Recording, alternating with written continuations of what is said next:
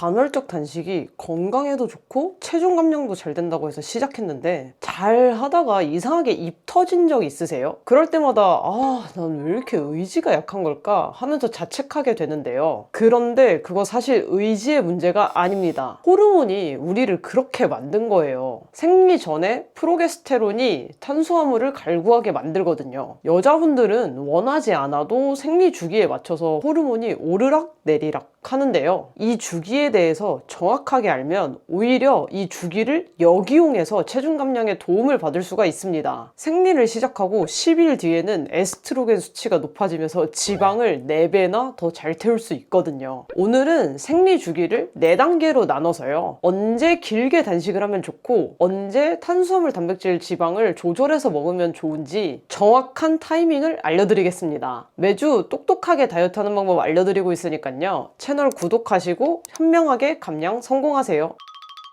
저도 간헐적 단식을 시작하고 얼마 안 됐을 때는 무작정 단식 시간 늘리면 좋겠지 생각하면서 단식 시간을 늘리는 거에만 집중을 했거든요. 그런데 오히려 그게 제 대사량을 떨어뜨리고 간헐적으로 폭식을 반복하게 만들었어요. 여러분들은 저랑 같은 실수 절대 하지 마세요. 호르몬 주기를 알고 잘 적용하면 진짜로 편하게 감량할 수 있으니까요. 주기별로 단식 시간을 늘리는 게 중요할 때가 있고요. 탄수화물, 단백질, 지방량을 조절하는 게 중요할 때가 있거든요. 어떤 시기에 어떻게 먹는지 지금 바로 알려드릴게요. 제가 오늘 알려드릴 내용은 제 뇌피셜은 아니고요. 이렇게 여자 단식이라는 책이랑요. 이 책을 토대로 제가 여러 번 제 몸으로 테스트를 해보고 저에게 식단 컨설팅을 받으시는 분들에게 확인을 해본 방법입니다. 첫 번째 단계는요. 생리가 시작하고 난 다음부터 배란일 3, 4일 전까지거든요. 보통 10일에서 15일 정도 되는 기간입니다. 이때는 전체적으로 여성 호르몬이 낮은 상태거든요. 그래서 몸에 활력도 있고 허기를 별로 안 느껴요. 또 심리적으로도 안정되어 있어서 폭식할 위험도 적습니다. 그래서 이때는 16시간 이상의 긴 단식을 하는 걸 추천드리는데요. 또 몸에 스트레스가 적기 때문에 저탄수화물도 같이 곁들인다면 효과가 훨씬 좋거든요. 제가 지금 말씀드리는 저탄수화물 기준은요. 1일 순탄수화물 섭취량이 50g에서 100g 사이가 되는 정도를 이야기합니다. 이때 단백질량은 체중의 1.5배 정도 드시는 걸 추천드리는데요. 만약에 내 체중이 50kg이다 하면 75g의 단백질을 드시면 됩니다. 여기서 제가 이렇게 말씀드리면 고기를 75g만 드시는 경우가 있는데요. 고기는 보통 100g당 20에서 25g 정도의 단백질이 포함되어 있으니까요. 하루에 300~400g 정도 드시면 되겠죠. 그리고 지방은요. 좋은 지방으로 포만감이 들 때까지 드시면 되는데요. 보통은 50g에서 100g 정도 드시면 포만감 들게 식사를 마치실 수 있을 거예요. 또 만약에 본인이 1일 1식이나 3일 단식 같은 비교적 긴 시간의 단식을 도전한다고 하시면요. 이 시기에 하시는 것을 추천합니다. 단식 시간을 늘리고 싶은데 대사가 떨어질까봐 나는 좀 걱정이 된다 하시는 분들은요. 단식 시간에 방탄커피를 활용하시면 좋은데요. 방탄커피를 마시면 지방대사를 높이면서 공복은 유지시켜줘서요. 훨씬 수월하게 단식 시간을 보낼 수 있습니다. 두 번째 단계는요. 배란일 4에서 5일 전부터 배란일까지인데요. 이때는 우리 몸속에서 에스트로겐이랑 테스토스테론 수치가 높아지기 시작합니다. 그래서 몸이 가장 활동적으로 느껴지는 시기거든요. 이때 단식은 13시간에서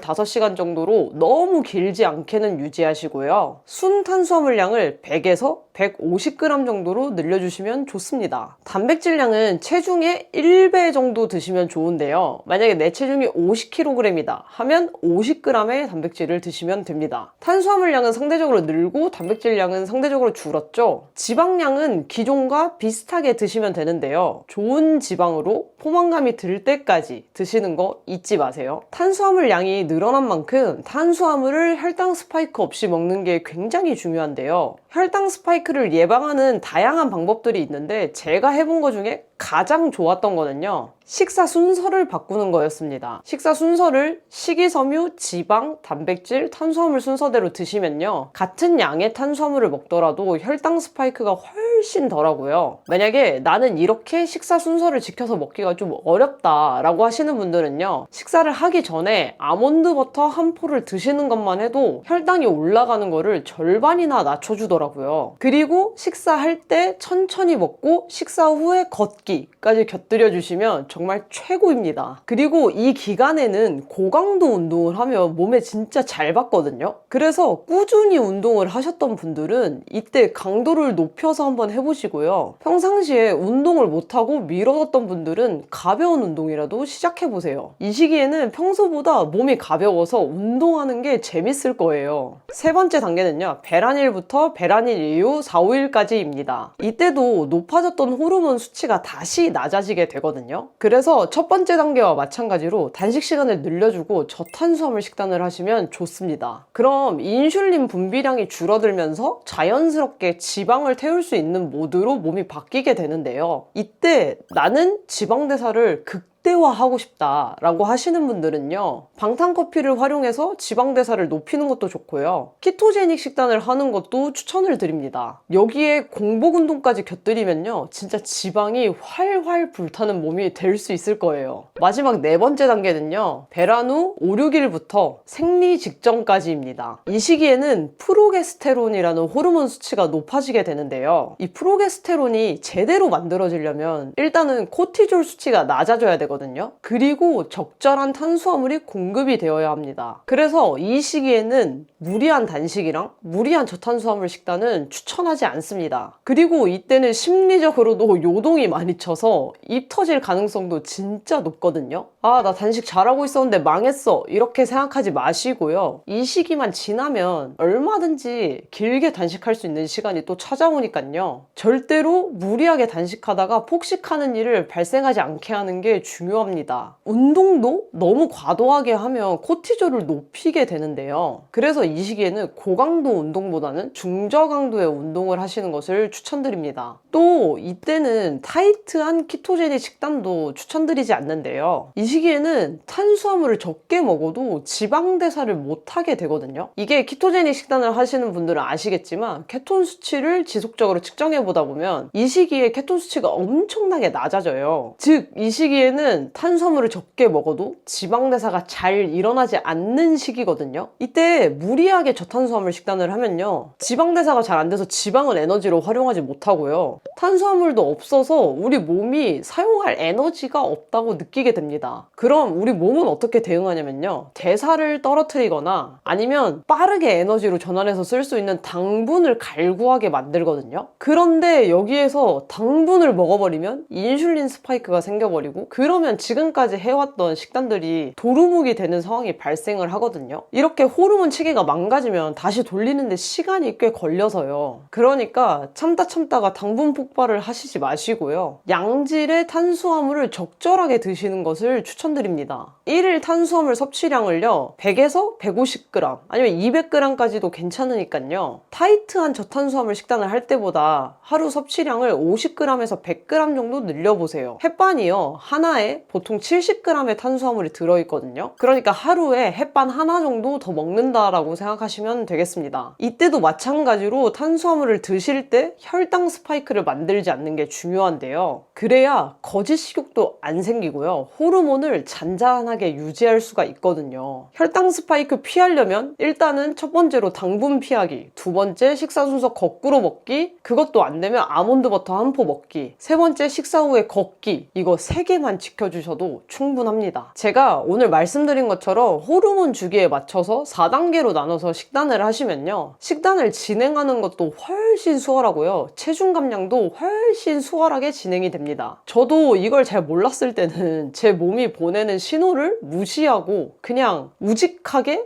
식단만 했었거든요. 그러다 보니까 이게 몇 년을 해도 간헐적인 폭식이 사라지지가 않더라고요. 근데 또 그렇게 가끔 폭식을 하면 멘탈도 같이 무너지더라고요. 제가 그렇게 몇 년을 멘탈이 무너졌다가 다시 했다가 무너졌다가 다시 했다가 반복하면서 깨달은 거는요, 절대로 의지는 호르몬을 이길 수가 없다라는 거였어요. 여러분들은 저처럼 시간 낭비, 감정 낭비 하지 마시고요. 호르몬 주기를 이해하시고 내 몸의 감각을 받아들이다 보면 훨씬 수월하게 체중 감량에 성공하실 수 있을 거예요. 이번 달 오늘부터 바로 식단에 적용해 보세요. 진짜로 생각보다 너무 수월하게 식단을 유지할 수 있어서 놀라실 겁니다. 그런데 제가 식단을 적용해 보려고 했더니 저의 배란일을 잘 모르겠어요 라고 말하는 분들이 계실 것 같아요. 그래서 배란일 찾는 방법을 아주 구체적으로 알려드릴게요. 일단 첫 번째로 생리가 규칙적인 분들은 아주 쉽게 알 수 있습니다. 생리를 시작하는 날보다 14일 전이 딱 배란일이거든요. 그러니까 생리를 28일 주기로 하시는 분들이라면요, 생리가 시작한 이후에 14일이 되는 날이 바로 배란일입니다. 그런데 생리 주기가 불규칙한 분들도 계실 거예요. 저도 생리 주기가 진짜 불규칙한 편이거든요. 이럴 때는요, 배란 테스트기를 이용해 보시거나요, 아침에 일어나서 기초 체온을 측정하면서 알 수가 있어요. 배란 전과 배란 후가 체온이 0.3에서 0.5도 정도 차이가 나거든요. 진짜 제가 몇 달 동안 체크를 해봤는데요, 배란일 기준으로 바로 체온이 0.3에서 0.5도 정도 상승을 합니다. 기초 체온은요, 아침에 일어나서 활동을 하지 않은 상태에서 측정하는 체온인데요, 머리맡에 체온계를 두고 주무시고요, 눈을 뜬 뒤에 바로 번갈아 가면서 양쪽에서 체온을 측정해 보면 눈에 띄는 패턴이 보일 거예요. 갑자기 체온이 올라가는 구간 있죠? 그때가 딱 배란일입니다. 이거는 두세 달만 체크하셔도 확실히 알 수가 있거든요. 이걸 토대로 식단에 바로 적용하시려면요, 3단계만 따르시면 됩니다. 첫 번째는요, 달력에 생리 날짜를 표시해 두세요. 두 번째는요, 거기서 14일을 빼세요. 세 번째는요, 배란일을 기준으로 4단계로 날짜를 나눠보세요.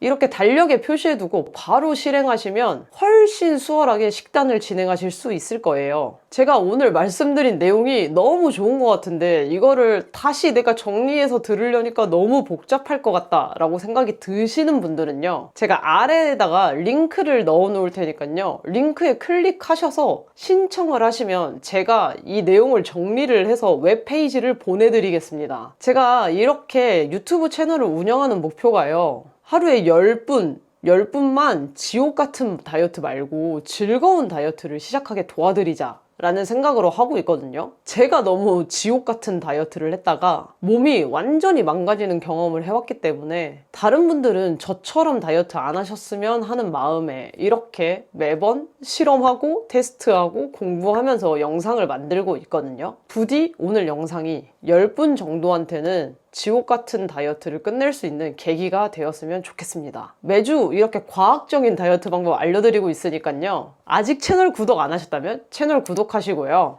여러분들의 성공적인 다이어트를 항상 응원하겠습니다. 그럼 오늘 영상은 여기서 마치고 다음 영상에서 찾아뵙도록 하겠습니다. 다음 영상에서 만나요.